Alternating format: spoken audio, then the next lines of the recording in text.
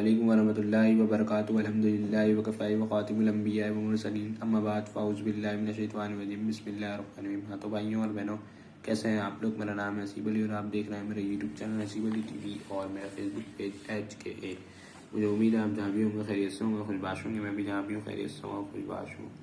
تو آج کی ویڈیو کے اندر جو ہے ہم یہ جو کتاب ہے برمودا تکون اور دجال، اس کے پہلے باب ایک دوسرے سے کیا کیا کہہ رہی اس کو کور کریں گے، لیکن اس سے پہلے ہم بات کر لیتے ہیں بلوچستان کے اندر جو ٹرین ہائیجیک ہوئی ہے اس کے حوالے سے، کہ سب سے پہلے تو ہم دعا کرتے ہیں جو لوگ اس ٹرین کے اندر تھے اور شہید ہو گئے، اللہ تعالیٰ ان کی مغفرت و بخشش فرمائے، ان کو جنت الفردوس میں اعلیٰ مقام عطا فرمائے، اور جو لوگ اس ٹرین کے اندر موجود ہیں، زندہ ہیں یا زخمی ہیں، اللہ تعالیٰ ان کی بھی بازیابی کو ممکن فرمائے اور پاکستان کو ہر قسم کے داخلی اور خارجی شرور و فتنوں سے محفوظ فرمائے، اور جو لوگ پاکستان کے اندر بگاڑ پیدا کر رہے ہیں اللہ تعالیٰ ان کو غرق و نیست و نابود فرمائے اور ایسی قیادت و سیادت فرمائے جو پاکستان کو ترقی کی راہ کی طرف گامزن کرے۔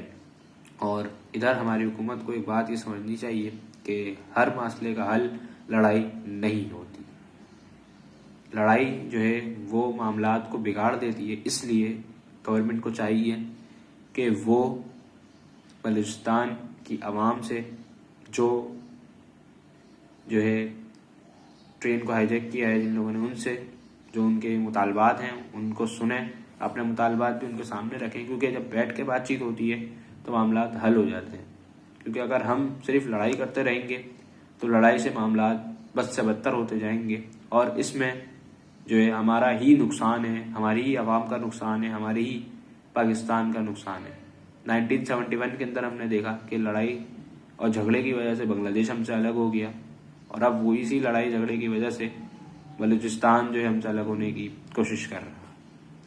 تو یہ لڑائی جھگڑا اتنی بری چیز ہے کہ پاکستان کو ٹکڑوں ٹکڑوں میں بکھیر دے گی، اس لیے اب ہمیں ہوش کے ناخن لینے چاہیے، اور ہمیں چاہیے کہ ہم ان کی بات بھی سنیں اور اپنی بات بھی ان کے آگے رکھیں، کیونکہ تالی دونوں ہاتھوں سے بجتی ہے، اور اللہ تعالیٰ سے دعا ہے کہ اللہ تعالیٰ پاکستان کی حفاظت فرمائے، آمین۔ تو چلیں شروع کرتے ہیں۔ جدید ٹیکنالوجی اور خفیہ قوت۔ برمودا تکون کے اندر جس قوت کشش کا ذکر جان کیرسوٹی نے کیا ہے، برمودا میں اس قوت کشش کی موجودگی کو تقریباً تمام نظریات کے حامل سائنسدان تسلیم کرتے ہیں۔ چنانچہ اس نظریے کو ہم بھی اگر تسلیم کر لیں کہ چلیں مان لیتے ہیں کہ اس علاقے میں ایسی کشش ہے جو بڑے بڑے دہیوکل جہازوں اور اس کے اوپر فضا میں اڑتے طیاروں کو اپنے اندر کھینچ لیتی ہے، تو پھر بھی ایک سوال باقی رہتا ہے، وہ یہ کہ یہ کشش منظم ہے یا غیر منظم، یعنی اس کو کوئی کنٹرول کر رہا ہے یا کسی کے کنٹرول میں نہیں ہے۔ اگر غیر منظم ہے تو اس علاقے کے اوپر موجودہ سیٹلائٹ جام ہو جانی چاہیے، کیونکہ اتنے بڑے مقناطیسی میدان کے ہوتے ہوئے اس کے اوپر سیٹلائٹ کو کام نہیں کرنا چاہیے، جبکہ ایسا نہیں ہے۔ اس علاقے کے اوپر سینکڑوں کی تعداد میں سیٹلائٹ کام کر رہی ہیں اور کبھی ان میں خرابی کی اطلاع موصول نہیں ہوئی۔ البتہ ایسا ضرور ہوتا ہے کہ سیٹلائٹ نے بعض حادثوں کے وقت اس جگہ کی فلمیں بنائی، لیکن فلمیں صاف تھیں۔ سو اے میرے کمپیوٹر انجینئر بھائیوں، اپنے کمپیوٹر ہارڈ ڈسکوں پر زیادہ اعتماد نہ کرو، ایسا نہ ہو کہ اپنے سارے معلومات اس میں ڈال کر بے فکر ہو جاؤ، اور پھر کسی دن جب ضرورت پڑنے پر کمپیوٹر آن کرو تو اسکرین پر ونڈوز کی بجائے جھلملاتے ستارے نظر آ رہے ہوں۔ اپنے تمام ڈیٹا قلم والی روشنائی سے لکھ کر اپنے پاس رکھو تاکہ کل پریشانی نہ اٹھانی پڑے۔ اسی بنیاد پر لانگ وڈ کالج ورجینیا کے ماہر طبیعیات پروفیسر وائن میتھ جین کہتے ہیں، اگر ایک مقناطیسی حلقہ عمل جو 800 میل کی بلندی پر موجود موسمی سیارے کی ٹیپ کو صاف کر دے تو اسے یقیناً کسی سیارے کی خلا میں سفر کرنے میں رکاوٹ بھی پیدا کرنی چاہیے۔ اس قدر طاقتور مقناطیسی حلقہ عمل کسی بھی سیارے کو اس کے مدار میں الٹا گھمانے کی بھی صلاحیت رکھتا ہے، مگر ایسا نہیں ہو رہا ہے۔ چنانچہ یہ بات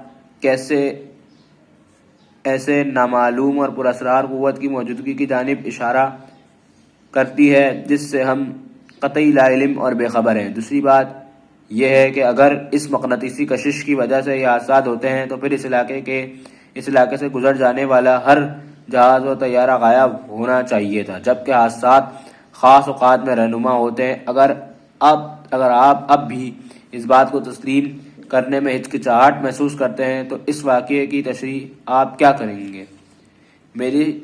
میری سلیٹ نامی کشتی 1976 کے اوائل میں بغیر کسی فنی خرابی کا اچانک غائب ہوئی۔ غائب ہونے کی جگہ کو گنگال پھینکا گیا، لیکن بے سود کئی ماہ کے بعد یہ کشتی سطح سمندر پر نمودار ہوئی۔ ایسا ہی واقعہ لداہامی نامی جہاز کا ہے۔ اب آپ دوبارہ مذکورہ نظریات پڑھیں اور دیکھیں کہ کیا کوئی بھی نظریہ اس حادثے کی تشریح کر سکتا ہے۔ سوچیں، اگر کشتی انتہائی تیز طوفان کی نظر ہوتی یا مقناطیسی کشش اس کو سمندر کے اندر لے جانے کا سبب ہوتی تو اس کا کچھ سراغ بھی نہیں ملنا چاہیے تھا، جبکہ یہ کشتی مکمل ٹھیک حالات میں تھی۔ تمام آلات اسٹارٹ حالات میں تھے، انجن بھی ٹھیک تھا، ایندھن کافی مقدار میں موجود تھا۔ اگر آپ کہیں کہ ہو سکتا ہے بحری جہاز اس کو اغوا کر کے لے گئے ہوں تو پھر کاش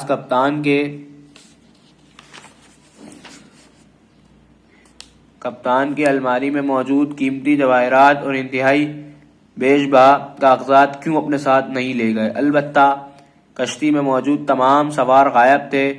یہ کیسی قزاق تھے جو افراد کو اپنے ساتھ لے گئے اور کبھی تاوان کی وصولی کے لیے کسی سے رابطہ تک نہ کیا؟ اس سے بھی زیادہ حیرت کی بات یہ ہے کہ کئی ماہ تک پانی کے اندر رہنے کے بعد یہ کشتی صحیح حالت میں پانی کی سطح پر کیسے آ گئی؟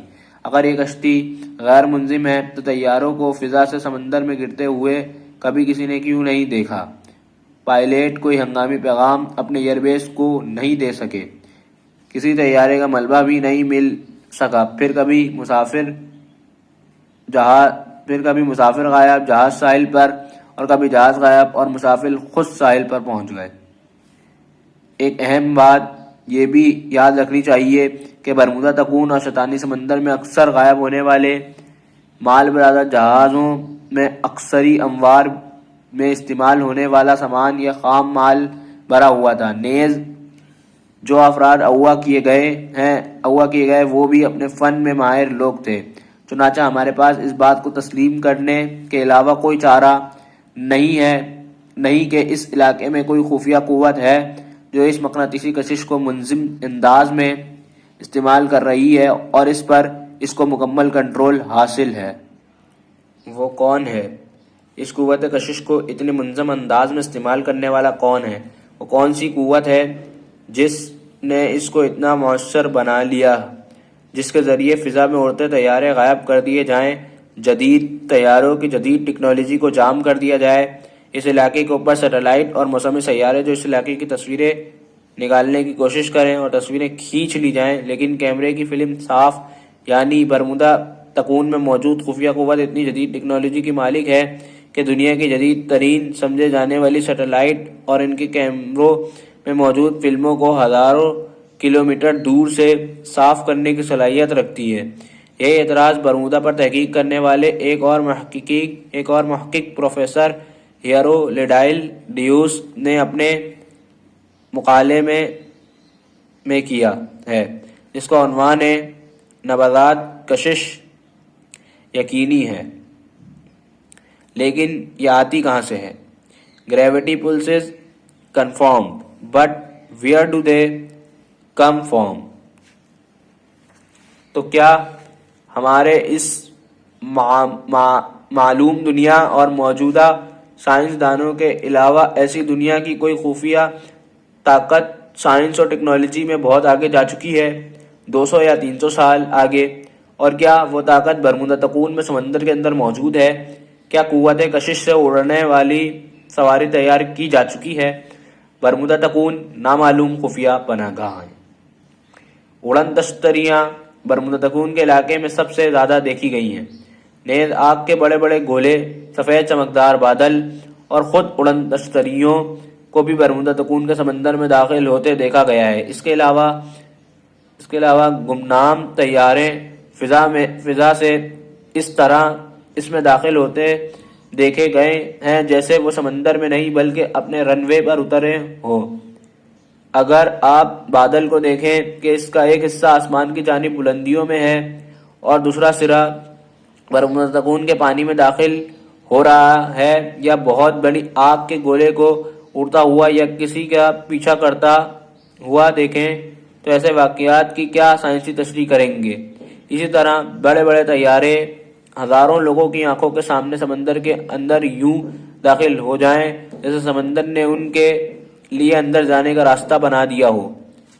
کوئن الزابتھ اول نامی جہاز پر موجود جان سلینڈر کا بیان ہے: میں کوئن الزابتھ اول پر ناسا سے نیویارک براستہ برموداکون جا رہا تھا۔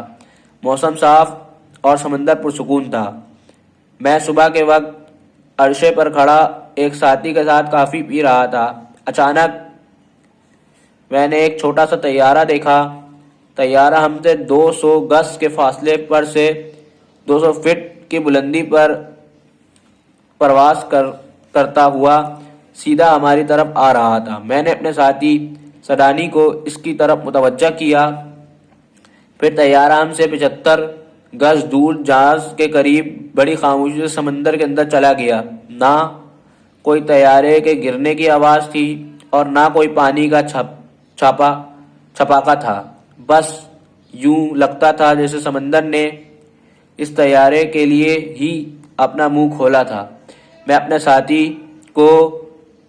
ساتھی کو وہی کھڑا چھوڑ کر نگران افسر کو اطلاع دینے چلا گیا۔ انہوں نے جہاز کو موڑا اور ایک کشتی بھی پانی پر اتاری، لیکن وہاں نہ تو کوئی ملبہ تھا اور نہ ہی تیل کا نشان، جس سے یہ بات یقینی تھی کہ طیارے کو کوئی حادثہ پیش نہیں آیا، ورنہ طیارے میں موجود تیل کو پانی کی سطح پر ضرور آنا چاہیے تھا۔ سب سے زیادہ حیرت کی بات یہ تھی جب طیارہ پانی میں گرا تو پانی میں چھپاکا کیوں نہیں ہوا اور پانی اچھلا کیوں نہیں؟ طیارے کا پانی کے اندر داخل ہونے کا اس سے بھی زیادہ مسنت واقعہ فلوریڈا کے ساحل ڈینٹ بیچ کا ہے، جس کو 27 فروری 1953 کی صبح بے شمار لوگوں نے دیکھا۔ طیارہ ساحل سے صرف 200 گز کے فاصلے پر گرا تھا۔ فوراً ہی کوسٹ گارڈ اور وہاں موجودہ انتظامیہ نے وہ جگہ کھنگال ڈالی، لیکن طیارے کا کوئی سراغ نہ ملا، حتیٰ کہ تیل کا بھی کوئی نام و نشان نہ تھا۔ حیرت کی بات یہ ہے کہ اس کے آس پاس کے تمام ایئرپورٹ سے رابطہ کیا تو کہیں سے بھی طیارہ گم ہونے کی اطلاع نہیں ملی۔ آخر یہ طیارہ کس کا تھا، کہاں سے آیا اور اتنی خاموشی سے برموداکون کے سمندر میں کس کے پاس چلا گیا؟ آگ کے گولے اور برموداکون۔ آگ کے گولے، سفید چمکدار بادل اور اڑن تشتریاں، اگر ان سب کو گہرے نظر سے دیکھے جائے تو یہ ایک ہی سلسلے کی کڑی نظر آتی ہے۔ ایسا لگتا ہے گویا اڑن تشتری کو چھپانے کے لیے یہ بادل اور غیر مصنوعی طور پر کیمیائی عمل سے پیدا کیے جاتے ہیں۔ برمودا کے اندر آگ کے گولوں کا داخل ہونا بھی معروف چیز ہے۔ ڈبلیو جی مورسی، جو کہ ایک سی مین ہے، ایسے ہی صورتحال سے دوچار ہو چکا ہے۔ ڈبلیو جے مورسی کا بیان ہے کہ وہ 1955 میں اٹلانٹک سٹی نامی جہاز پر کام کر رہا تھا۔ صبح کا وقت تھا۔ واچ افسر میرے پاس آ کر کھڑا ہوا۔ تھوڑی دیر بعد اس نے چیخ ماری۔ جہاز پاگلوں کی طرح ایک دائرے میں چکر کاٹنے لگا تھا۔ تب ہم نے دیکھا کہ آگ کا ایک گولا بڑی تیزی کے ساتھ جہاز کی طرف آ رہا ہے۔ میں خوف زدہ ہو کر عرصے پر کود گیا۔ میرے ایک ساتھی نے مجھے دھکا دے کر عرصے پر اپنا ساتھ کر لیا۔ وہ آگ کا گولا ہمارے اوپر سے گزر گیا۔ بعد میں ہم نے دیکھا کہ سمندر خوفناک انداز میں تلاتم خیز تھا۔ ہم کپتان کے کمرے کی طرف دوڑے۔ وہاں کمپاس سم بتانے کا آلہ ناکارہ پڑا تھا اور سارا راستہ وہ خراب ہی رہا۔ گہر اور پراسرار بادل۔ برموداکون کے اوپر اکثر انتہائی چمکدار بادل اور سفید چمکدار گہر بھی دیکھے جاتے رہے ہیں۔ کولمبس نے اپنے امریکی دریافت کے سفر میں بھی ایسے چمکدار بادل یا گہر کا ذکر کیا ہے۔ اس کے لاکھیک ڈائری جو اس کے جہاز سے ملی تھی، اس میں اس نے لکھا تھا، آگ کا ایک جناتی گولا اور سطح سمندر پر سفید چمکدار لکیریں۔ محققین کا کہنا ہے کہ قدرتی بادل نہیں ہے، کیونکہ یہ چمکدار بادل بالکل صاف موسم میں، جہاں کسی بادل کا نام و نشان بھی نہیں ہوتا، اچانک سامنے آ جاتا ہے، اور برمودا سکون کے پانی کے اندر آتے جاتے بھی ان کو دیکھا گیا ہے۔ اس چمکدار بادل یا گہر میں اگر کوئی طیارہ یا جہاز داخل ہو گیا تو اس کے عجیب و غریب صورتحال کا سامنا کرنا پڑا ہے، بلکہ طیارے اور جہاز ان میں داخل ہو کر ہمیشہ کے لیے غائب بھی ہو چکے ہیں۔ اب فلائٹ 19 کے غائب ہونے والے 5 طیاروں میں سے ایک کے پائلٹ کا آخری پیغام پڑ چکے ہیں، جس میں وہ کہہ رہا تھا، ہم سفید پانی میں داخل ہو رہے ہیں۔ یہ سفید پانی دراصل انتہائی چمکدار بادل ہوتا ہے۔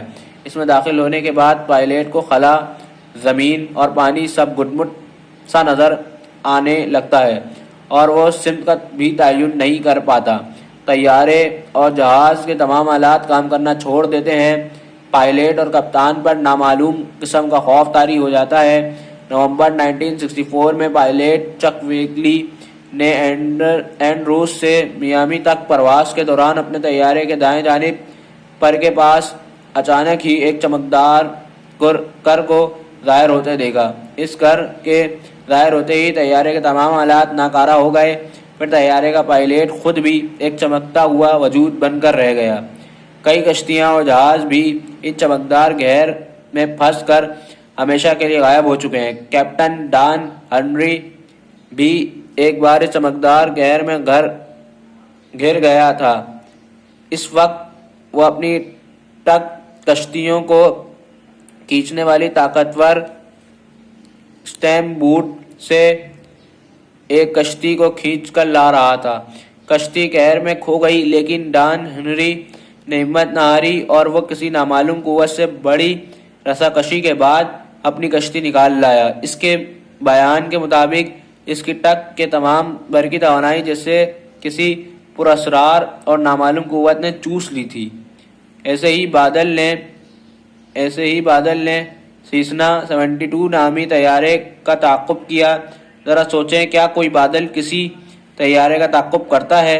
اس طیارے کے آلات ناکارہ ہو گئے اور طیارہ اپنا راستہ بھول گیا۔ اس کا پائلٹ مر گیا۔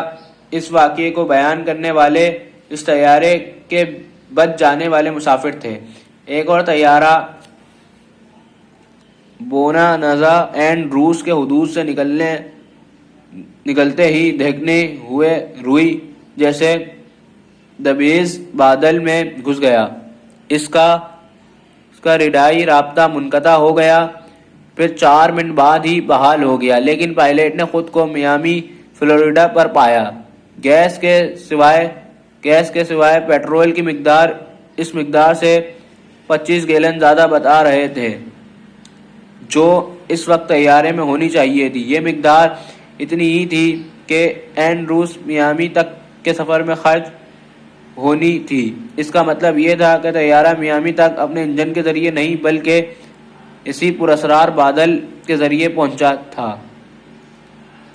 مجھے امید ہے آپ کو آج کی ویڈیو پسند آئی ہوگی۔ ویڈیو جو ہے تھوڑی لمبی ہو گئی، اس لیے آج کی ویڈیو کو یہیں پہ ختم کرتے ہیں، اور اس میں جو ہے میری غلطیاں ہیں تو اس کے لیے معذرت، اپنے بھائی سے کو دیجیے اجازت۔ اللہ حافظ، دعاؤں میں یاد رکھیے گا۔